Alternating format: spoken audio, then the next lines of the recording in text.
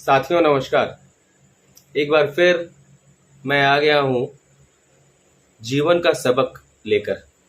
इसमें कुछ पुरानी महत्वपूर्ण बातें बताता हूँ जो मेरे जीवन में घटी हैं, और आज हम लोग अपने उसी पुराने जीवन की गलतियों को कहा जाए या जैसा लोगों ने कहा उसके अनुसार हम लोग चलते आए, उसका असर है कि आज थोड़ी समस्या झेल रहे हैं। पिछली बार पिछले अंक में मैंने आपको बताया था मेरे घर में क्या क्या षड्यंत्र होता रहा था, मेरे पूरे खानदान को नष्ट करने के लिए किस तरह के कुचक्र रचे गए थे। और इस कुचक्र में खुद मेरा भाई भी कुचक्र रचने वालों का एक हिस्सा था। मेरी बहन, वो तो खैर उसका तो कहना ही क्या, वो तो बस जिससे एक पल का लाभ हो उसकी तरफ लुढ़कने वाली रही है। आज अब मैं शुरुआत करता हूं उस समय से जिस समय मेरी शादी हुई नहीं थी, शादी होने के कुछ समय पहले की बात से। बात 2008 की है, सन 2008 की बात है। उस समय मैं एक कंपनी में जॉब करता था। अक्षय पात्र नाम का वो जो संस्थान था उसका नाम था अक्षय पात्र फाउंडेशन। और उसमें मैं जॉब करता था फंड रेजिंग का, क्योंकि उसमें सरकारी स्कूल के बच्चों को भोजन कराने के लिए मिड डे मील बनाने का काम होता था। फंड रेजर के रूप में मैं था उसमें। अच्छा काम था, अच्छा काम चल रहा था। उस ऑफिस में हेड ऑफिस की ओर से एक ऐसे व्यक्ति की नियुक्ति की गई जिसने सारा काम तहस नहस कर दिया। जो मैं कहूँगा उसके अनुसार होगा, इस चक्कर में दिल्ली ऑफिस का सारा काम तहस नहस हो गया। ये बात तब की है जब मैं दिल्ली में था, 2008 की बात है। ग्रीन पार्क में ऑफिस हुआ करता था। उसके बाद रांची से मेरी माँ बार बार कह रही थी कि रांची आ जाओ, रांची आ जाओ। तो कुछ मन में आया, मैंने सोचा कि चलो भाई रांची वापस चला जाए, रांची शिफ्ट हो जाता हूँ मैं। अपना काफ़ी सारा सामान मैंने लिया, मैं रांची आ गया। हालांकि दिल्ली को अलविदा नहीं कहा था उस समय। उसी बीच जब मैं रांची में था तो मेरे एक मित्र, दिल्ली के मित्र, बहुत ही प्रिय मित्र, हालांकि बहुत दिन हो गया है बातचीत किए हुए, लेकिन हाँ, वो ऐसा मित्र कहेंगे कि उसने मित्रता वास्तव में निभाई। कभी किसी भी हालत में उसने छला नहीं, मैंने भी उसके साथ मित्रता निभाई। मित्र के नाम पर वो वास्तव में एक मित्र था। मोतीलाल मंडा नाम है, राजस्थानी है वो। उनका फोन आता है एक दिन अचानक। मेरे जीवन का एक बहुत बड़ा मोड़ यहाँ से शुरू होता है। एक दिन अचानक उनका फोन आता है कि हाँ जी पाठक जी, हम लोगों ने माँ वैष्णो देवी के दरबार जाने का फैसला किया है और हमने टिकट बनवा लिया है, उसमें आपका भी टिकट बनवा लिया है। अब सोचिए, माँ वैष्णो देवी के दरबार जाने की बात जिसके बारे में मेरी और उनकी कभी चर्चा भी नहीं हुई, अचानक वो टिकट भी बनवा लेते हैं, मेरे नाम का भी टिकट बनवा लेते हैं और मुझे कहते हैं कि आप आ जाओ दिल्ली, यहाँ से हम लोग सब कोई साथ में चलेंगे। मेरी माँ इस बात से बहुत दुखी हुई कि मैं वापस दिल्ली जा रहा था। मैंने कहा कि मैं जा रहा हूँ दिल्ली, माँ के दरबार होकर आऊँगा वैष्णो देवी से, और उसके बाद दिल्ली वापस आकर देखूंगा, सामान वगैरह अपना समेट कर रांची आ जाऊंगा। ये कुछ बातें हुई मेरे और मेरी माँ के बीच। नियति को कुछ और मंजूर था, शायद ऐसा नहीं होना था। मैं दिल्ली गया। दिल्ली में अपने मित्र के साथ हम लोगों ने प्लानिंग कर ली माँ वैष्णो देवी जाने की। और इसी बीच मेरे जीवन में एक बहुत बड़ा मोड़ आया। वैष्णो देवी जाने के पहले की बात है, और यही मैंने कहा था ना शुरू में कि मैं माँ के चमत्कारों की बात भी बताऊंगा। तो माँ के चमत्कारों में कैसे मुझे मेरे जीवन में क्या क्या परिवर्तन आया वो बताऊंगा। तो अब शुरुआत करता हूँ कि इसी दौर में जब मैं दिल्ली गया था, वैष्णो देवी जाने के पहले की बात है, एक युवती से मुलाकात हुई और वो युवती, मेरा उसका कोई परिचय नहीं था, लेकिन आज वो मेरी जीवन संगिनी है, मेरी अर्धांगिनी है, मेरी जीवन साथी है, मेरी दोस्त है, मेरी प्रेमिका है, मेरी सब कुछ है। जरूरत पड़ने पर वो मेरी माँ का भी रोल करती है, मेरे दोस्त का भी रोल निभाती है। हर तरीके से हर कदम पर साथ रही है और साथ देती आ रही है, और जहाँ मैं कमज़ोर पड़ता हूँ मुझे मजबूत बनाने का भी काम करती है। नाम शायद आप जानते ही होंगे, सुनैना जी। ऐसे तो सर्टिफिकेट में उनका नाम सुनीता है, लेकिन सुनैना ये माँ की तरफ से दिया हुआ नाम है, इसलिए मैं सुनैना ही कहता हूँ। तो खैर, उस समय तो ऐसा कुछ पता नहीं था। सुनैना जी से मेरी मुलाकात हुई दिल्ली में ही।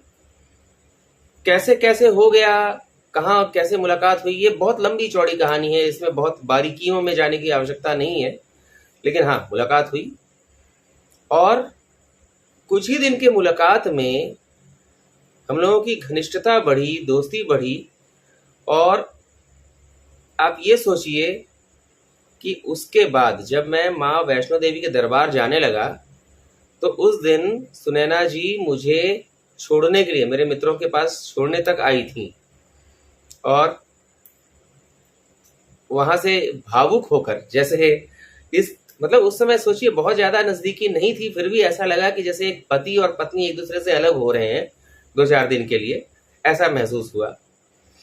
और उसके बाद मैं अपने मित्रों के साथ, मित्र के परिवार के साथ ट्रेन पकड़कर चला गया माँ वैष्णो देवी के दरबार। नई दिल्ली से जम्मू, कटरा, फिर माँ के दरबार। वहाँ भी कुछ चमत्कार हुए जो बहुत ही, लोग इसको कहते हैं कि ऐसा भी होता है।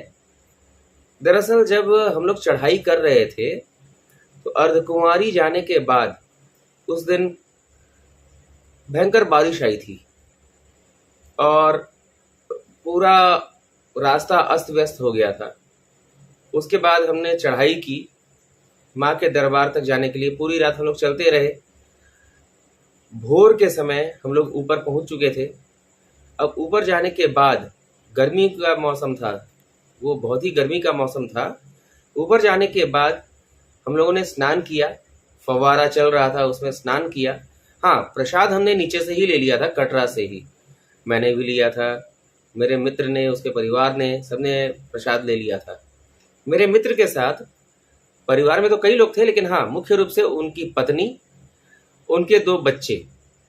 एक बच्चा लगभग 5-6 साल का रहा होगा और एक बच्चा गोद वाला बच्चा था, मुश्किल से शायद 1.5 या 2 साल का रहा, 2 साल नहीं रहा होगा, 1.5 साल का भी रहा होगा शायद, छोटा बेटा।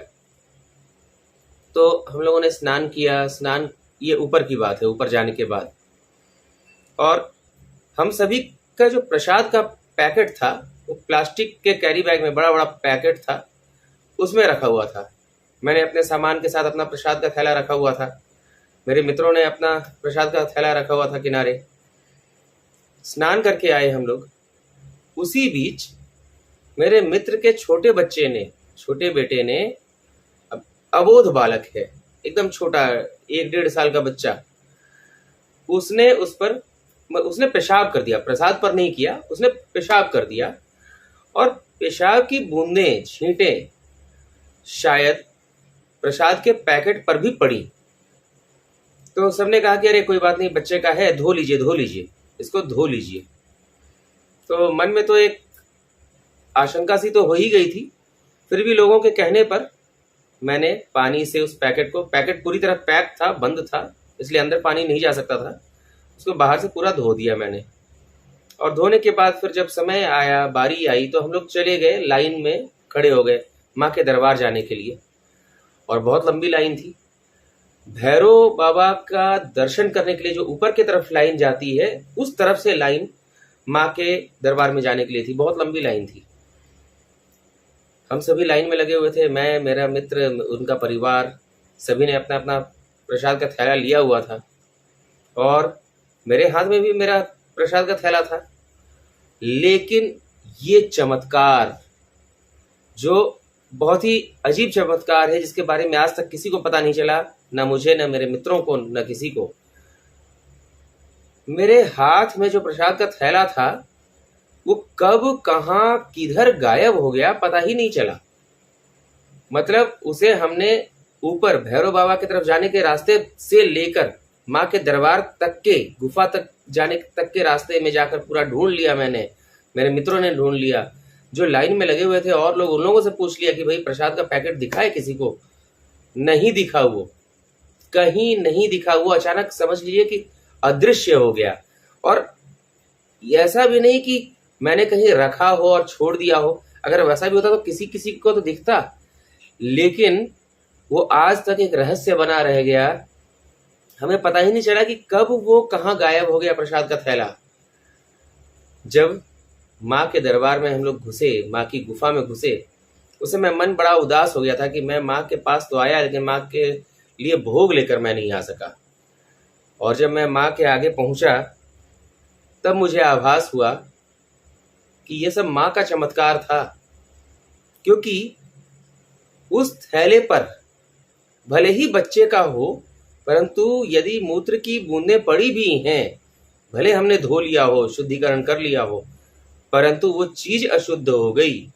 और अशुद्ध चीज को माँ कैसे स्वीकार कर सकती है? यदि कोई अबोध बच्चा खुद से माँ को देता वो तो शायद माँ स्वीकार करती भी, लेकिन मैं तो अबोध नहीं था, मैं तो समझदार था, बुद्धिमान था। मैं ऐसी भूल कैसे कर रहा था? तो माँ मुझसे ये चीज कैसे स्वीकार कर लेती? तो माँ का ये चमत्कार जो आज तक किसी को पता नहीं चला कि वो प्रसाद का थैला गया तो गया कहाँ। वहां के पुजारियों ने भी यही कहा, ये तो माँ का चमत्कार है। और चमत्कार की ही बातों में मेरे मन में जो प्रबल इच्छा थी, तीव्र इच्छा थी, सुनैना जी से मुलाकात के बाद उनसे जो निकटता होने लगी थी, वहाँ पर कब मैंने माँ से कह दिया कि हे माँ, मेरी और सुनैना की जोड़ी बना दो, हमारी जोड़ी सजा दो। माँ ने इसे सुन लिया और इसे सच कर दिया, क्योंकि सच करने की शुरुआत भी उसी समय से होने लगी, ये भी मैं बताता हूँ। वहां पर माँ का दर्शन करके पूरा मन भाव विभोर हो चुका था। वहां से गए, भैरव बाबा का दर्शन करके आए। फिर वहां से जब उतरने लगे, जब मोबाइल का नेटवर्क आने लगा, तब मैंने सुनैना जी से संपर्क किया उनके फोन पर, और उनसे और मेरी बातचीत फोन पर ऐसे हुई जैसे पति पत्नी आपस में बहस कर रहे हो। मैं कह रहा था कि आपने मुझे फोन क्यों नहीं किया? अरे भाई, मैं होता कौन हूं ऐसा बोलने वाला? परंतु सोचिए, माँ ने ये भावना डाल दी थी।